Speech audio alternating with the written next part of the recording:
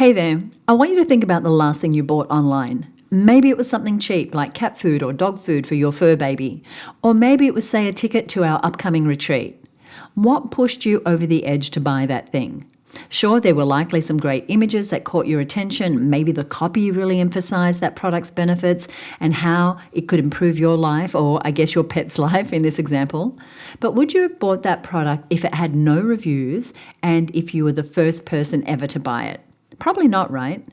Now, a study by Podium cited that 93% of consumers said online reviews heavily influence their purchases. I know they do for me.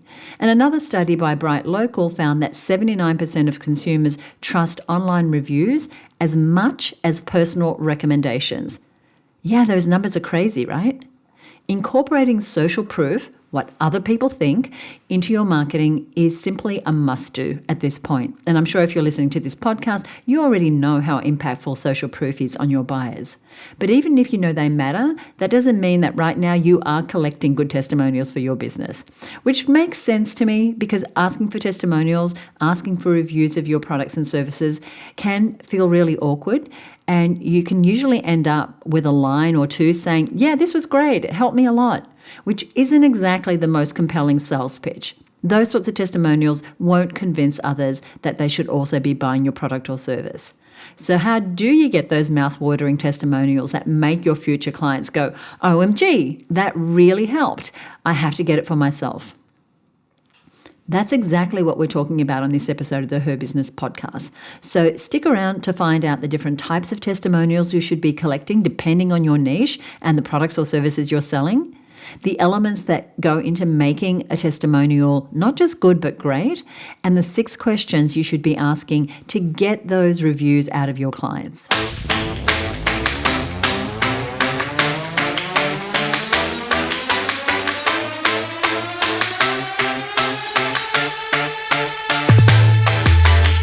Welcome to this episode of the Her Business podcast. I'm your host, Susie Daphnis. I'm the CEO at Her Business. We have got a lot to cover in this episode because we're going to be going over everything from what to ask your clients to when you should ask them. But first, I want to let you know that there is a free download that goes along with this episode, and you'll find that over at herbusiness.com/278. Now, it's not the only thing we're covering. We're going to be covering a lot of juicy topics. So that's an extra resource, and I'll give you the details again later. So that resource though, which again you'll find at herbusiness.com/278, actually features the details of a secret freebie, a workshop that we've got coming up on the 23rd of October. So if you want that bonus gift, you definitely want to download that guide. Now, before we go into this episode, I am going to be giving you a system for getting testimonials that drive sales. And it's a system because it follows a simple 6-part process that we know works. Now, right now, inside the Her Business community, all month, we are focused on business systems and giving our Her Business members training and support to create better systems for marketing and operating their businesses. Now, every month inside of Her Business, we have a different focus, which is part of the foundations of all great successful businesses. And right now, that focus is on creating ways to grow your business through up-leveling your systems. And that systems focus is spilling over today right here into this podcast for your benefit. So let's get into our first topic. And that is, why do testimonials make such a difference? Why is it that we so inherently trust random reviews from people we don't know on the internet? Because the thing is, I know I do. Anytime I go to buy something, I honestly spend time reviewing the reviews of that product or service than I often do reading about the features and benefits of that product. There's something about the social proof, the stories, that makes us trust that product. It's just a human thing. There's a great quote from one of my favorite people, psychologist Robert Cialdini. He's the author of Influence, The Psychology of Persuasion. And he says, whether the question is, what do I do with an empty popcorn box in a movie theater, or how fast to drive on a certain stretch of highway, or how to eat the chicken at a dinner party, the actions of those around us will be important in defining the answer. Now, how great and true is that quote? There's something inherently human about wanting to be part of a collective, part of a community. So we look to others. It's how we learn social cues. social norms. It's how we learn from the minute we're born through observing others. So when we're talking about the psychology of sales and marketing, we have to think about how our ideal customers are seeking out reviews that relate to what we're offering and what they're going through. So if they have a specific problem, they want to know that your product or service has helped someone else with that problem. We want to see that other people have been down the path before us and have been successful in making a change. So when you're creating your next sales page or putting together an email campaign, promoting your next launch, really try and incorporate that social proof. Because while you can make your features and benefits sound really good, and I'm sure they are really good, the extra push to buy is going to come from people reading testimonials. So what elements does a good testimonial have? Because as reviews go, there's definitely some that are better than others. And I want to give you a few examples here. Now, this is a testimonial we have for the Her Business Network. That's our membership community that helps women business owners learn, network, grow their businesses without working harder and longer hours. And this is one of my favorite testimonials from one of our dear long-term members, Belinda Weaver of Copyright Matters. Now, she says, "I love this group so much. So many other groups say they are supportive, but they're online pits of piranhas. Not her business.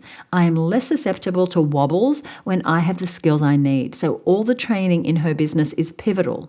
When I'm connected to other business owners, it's by talking, catching up, sharing experiences, and getting advice that I realize that I'm so much further along than I remember." Now, thank you, Belinda. Let's analyze this testimonial. Now, Belinda could have just mentioned that the network is supportive, has lots of training resources, and that she's connected with other business owners. Those are features that she highlights in her testimonial. What makes this testimonial great, however, is that she doesn't just list those features. She talks about how she felt about other groups being like a pit of piranhas. She talks about how much progress she's made since joining her business, and she makes us feel the pain of being vulnerable as a business owner. She positions the network as a go-to choice. She relays the benefits and how those benefits have affected her business, and she shows us the tangible progress that she's made. Let's do another one in a completely different niche. There is a crochet brand called Woobles, Woobles, and they sell these cute all-inclusive kits for beginning crocheters to get into the hobby of crochet. Now, this is a review from one of their products. "My kiddo started learning to crochet a few months back and really loves it. I was fascinated, so for Father's Day, she gifted me my first kit. It was challenging, but oh, so satisfying. I was hooked, crochet pun intended. Just last week, I rolled my ankle badly, but this beginner bundle was the perfect remedy. The night before surgery, I channeled my nervous energy into my second Wooble. These are worth every penny and are something you can do alongside your favorite humans or all by yourself. Thank you for making an amazing product." What a great review. Now, let's take it apart. Now, this random online review doesn't go over all the product features at all. In fact, we don't get a review about the quality of the string or the durability of the crochet hook because that's not what people really care about when buying this product. Instead, we get brought into this buyer's life. We learn how this product not only gave him the opportunity to bond with his child, but also reduced anxiety the night before surgery, giving him a simple and fun hobby to do. That is a great testimonial. So, what do you want to get out of your testimonials?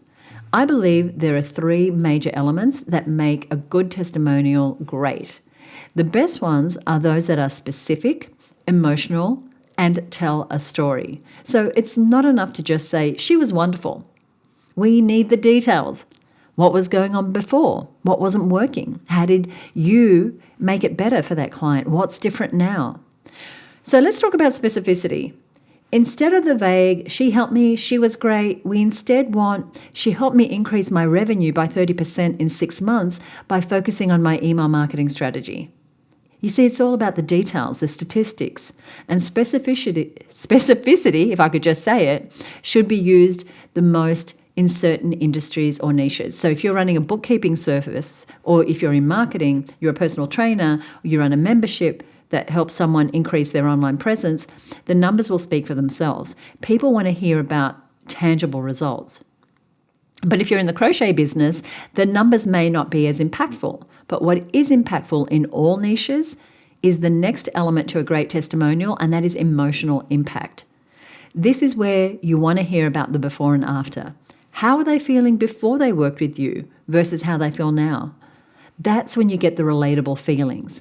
Before crocheting his Woobles project, that customer was anxious about his surgery.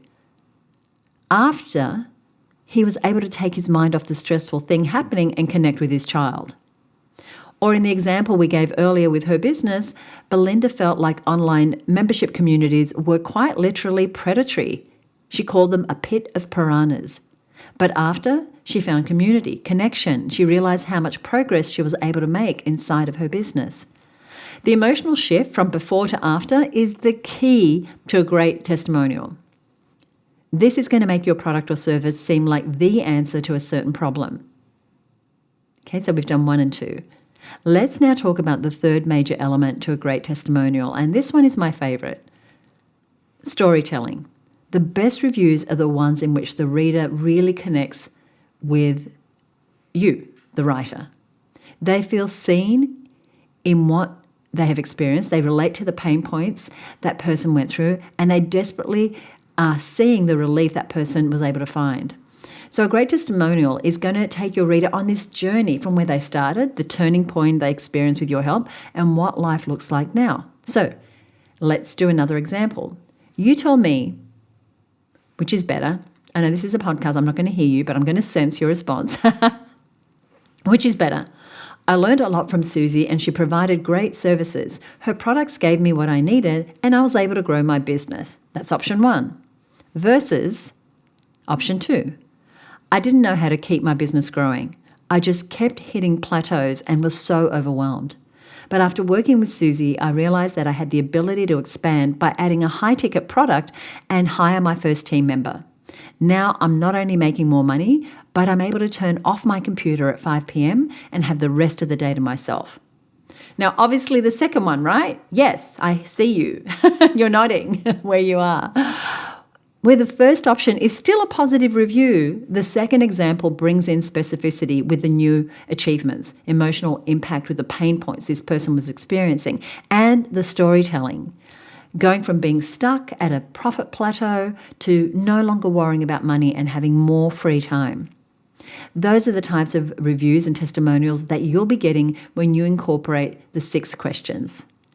Before we jump into those questions, I want to talk about how to actually ask for these testimonials, because for a lot of us, asking for testimonials is a bit of an uncomfortable thing. Maybe you're worried about coming off as too salesy or needy, or maybe you just don't want to bother your clients. Trust me, I totally get it. But here's the thing. Most people actually love to share about their successes, and they're getting a little bit of exposure and fame in the process, so it's a win-win. And I found that timing is really key here, and there's actually research about what I'm about to tell you. The best time to ask is right after a successful project wraps up or when you receive some positive feedback. So if someone says to you, "That's been amazing, thank you so much," that is your cue.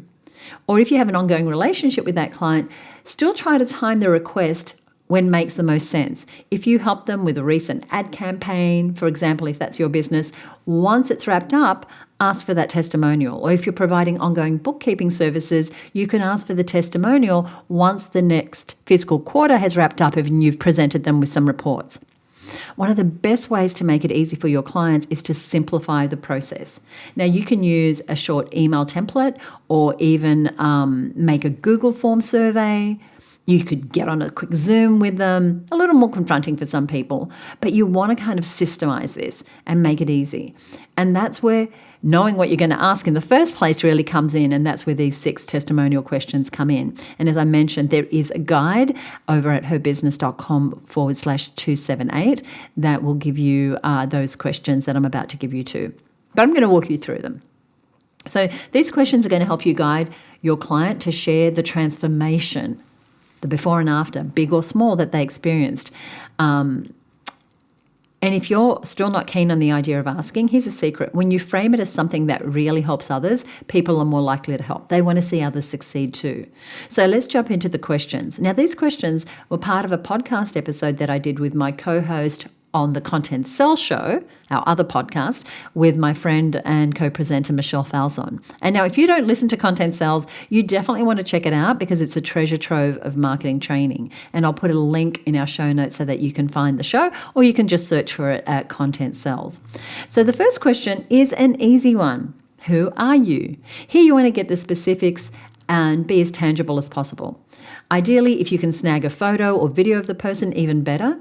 Always, of course, get their permission to use a video or a photo, and a visual of some sort will make them seem more real to those reading the testimonial than, say, an anonymous testimonial or a logo. You also want to include, where possible, their full name, the name of their company, and their suburb or state or country. Now, as a side note, if you're in an industry where you're restricted by either regulations or confidentiality, I suggest using a real person's information, but maybe use a different name or a stock photo representing their age and demographics. You never want to mislead the reader, and so you may have a disclaimer, but you just want to make it as human as possible. You want to state that the information is based on a real person, but you've changed their details for confidentiality reasons. Now we get into the good stuff. So we've asked, who are you? The second question is, what was life like before you purchased our product or service? Now, this works best if you can expose a specific example like, well, I'd never run a business before, or I'd wasted more than $50,000 on advertising that didn't work, or I'd tried every weight loss diet ever, or I'm always buying clothes that don't suit me that I never wear, right? Depending on your business. Here you can ask them about the reservations that they had in making a decision to invest in your service or product. And it's a great way to have people see that they're not alone with their objections, but that others were able to move past them. Okay, so that's the second question. What was life before your product or service? The third question you should be asking is, what was the turning point moment? This is usually preceded by some kind of low point. So, for example, if you help people get out of debt, maybe your client was struggling to even pay for their groceries that week and they had racked up a credit card bill of $64,320, which is more than they earned that year. Then their turning point moment might be that they remembered one day when they had to unpack half their basket of groceries because their card declined and they were stuck there unpacking items while the line kept growing behind them. That's when they decided never again and they found your service, right? I can feel the emotion in that. And there's people who are going to relate to that turning point moment where that person said never again. The fourth question to ask is, what is life like now after your product or service? Now here you want to cover those specifics we mentioned earlier and explore the ripple effects those changes caused. Did it help them get more time with family? Did their confidence rise? Were they able to make that dream holiday happen? What did it mean for their team, for their customers, for their business, for their bottom line? Now, it's important to get specific about the benefits. And some examples could look like the number of sales they have made as a result of learning your XYZ sales process. It could be the amount of money they've been able to save or raise or invest since working with you. It could be the amount of time they saved after implementing your system, or anything like that is specific about the benefits. The more emotion and the more specific examples you can include in your testimonials or case studies, the better. And this brings us to our fifth question.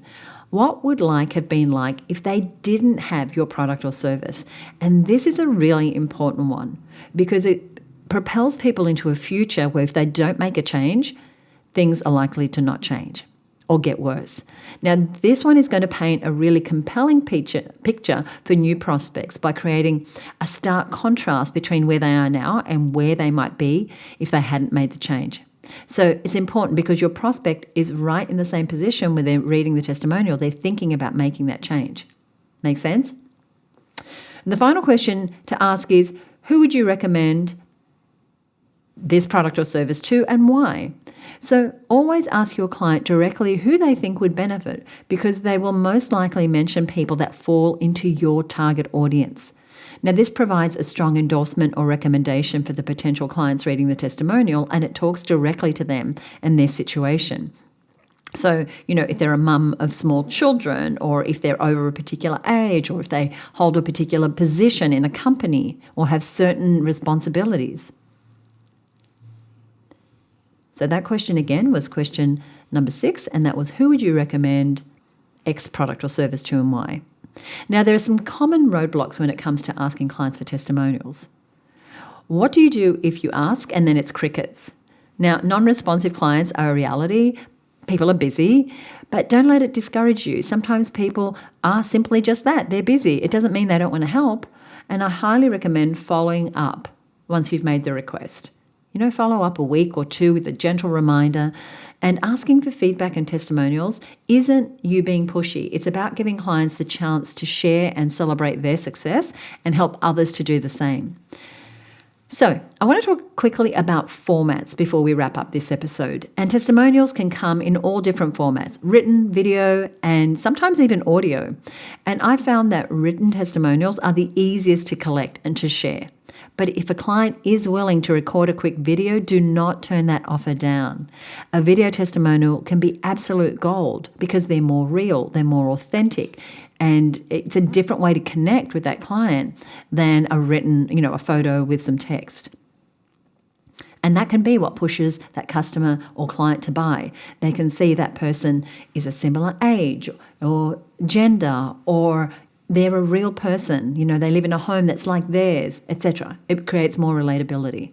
But go, that's gold, but go for what you can get. And written testimonials, as I said, are the easiest ones. And remember, the testimonials you collect shouldn't just be sitting in one place on your website. You want to use them everywhere. Social media, proposals, email marketing, on your webinars, at presentations, in your retail space, if you have a space, in your clinic, if you have a clinic, on your sales pages, right? Everywhere. You've gone to all this work to collect these testimonials. Now it's time to use them. So now as we wrap up, I have a challenge for you. I want you to think about one client you've worked with recently who had a fantastic experience, who really got a result. Reach out to them today. Use the 6 questions I shared and get that testimonial. And don't overthink it. Just give it a try. So what I would probably do is a 1-2 process. I would probably reach out, give them a call and say, hey, I was wondering, would you be willing to answer 6 quick questions about your experience with working for me? And once you get the yes, then you can follow up and send them the 6 questions, or send them, you can just do it in an email, make it easy. You can arrange a time to get them online. You can send them to a form, whatever it is. And then you want to follow up, as I said, if you haven't heard. And if you like the sound of these questions and you want to refer to them later, because maybe right now you are walking the dog or you are doing something where you can't actually write things down, then head over to herbusiness.com/278 if you haven't already, and grab your download. And as I said, that download was created by us when we were doing the Content Sells podcast, a podcast I highly recommend you listen to. Now, I would love for you to join me on the next episode of the podcast. We're going to be interviewing a very special guest, and I have a feeling you'll want to hear her story. I love doing the show for you. I appreciate you listening and sharing the show with your friends, and I love it whenever I get a comment from you.